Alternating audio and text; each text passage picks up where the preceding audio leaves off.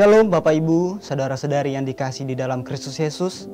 Saya percaya Bapak Ibu dan saudara-saudari ada dalam kasih karunia Tuhan. Tema kita hari ini, doa sebagai komunikasi dalam Filipi pasal 4 ayat 6-7.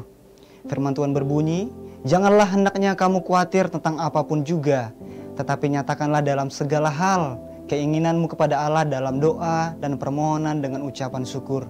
Damai sejahtera Allah yang melampaui segala akal akan memelihara hati dan pikiranmu dalam Kristus Yesus."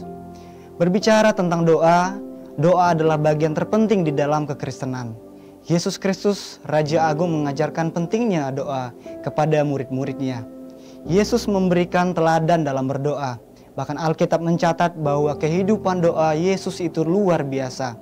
Kalau kita memperhatikan, yang pertama, Yesus bangun pagi-pagi untuk berdoa sebelum ia melaksanakan pelayanan di Galilea. Markus 1 ayat 35 berkata, "Pagi-pagi benar, waktu hari masih gelap, ia bangun dan pergi keluar. Ia pergi ke tempat yang sunyi dan berdoa di sana." Yang kedua, Yesus meluangkan waktu untuk berdoa sepanjang malam.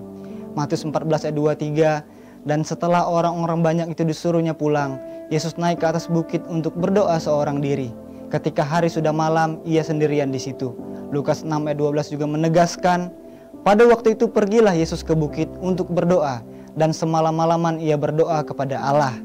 Dan tentu masih banyak lagi cerita tentang teladan Yesus berdoa. Bapak Ibu saudara-saudari yang dikasihi Tuhan, Filipi pasal 4 ayat 6-7 mengajarkan kepada kita bahwa doa adalah komunikasi kita kepada Allah.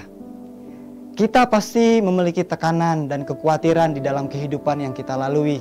Terkadang kita merasa terhimpit dan tidak memiliki jalan keluar terhadap segala kondisi yang kita hadapi.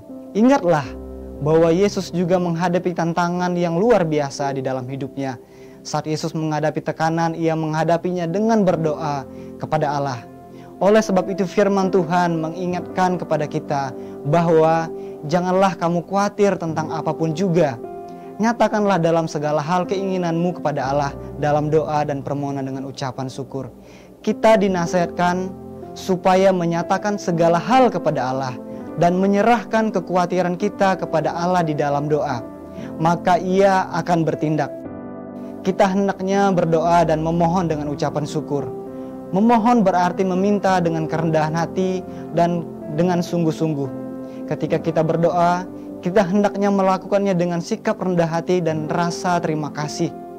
Kita dijanjikan bahwa doa dengan cara yang demikian akan mendatangkan kedamaian dari Allah yang melampaui segala akal. Hanya Allah yang sanggup menolong kita. Matius pasal 11 ayat 28-30 berkata, "Marilah kepadaku, semua yang letih lesu dan berbeban berat, aku akan memberikan kelegaan kepadamu. Pikulah kuk yang kupasang dan belajarlah padaku, karena aku lemah lembut dan rendah hati, dan jiwamu akan mendapat ketenangan. Sebab kuk yang kupasang itu enak, dan bebanku pun ringan."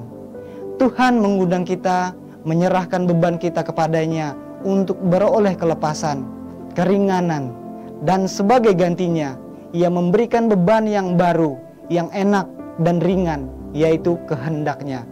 Di dalam perjumpaan kita dengan Tuhan, kita mendapat pengertian akan segala sesuatu yang terbaik bagi kita menurut rencananya.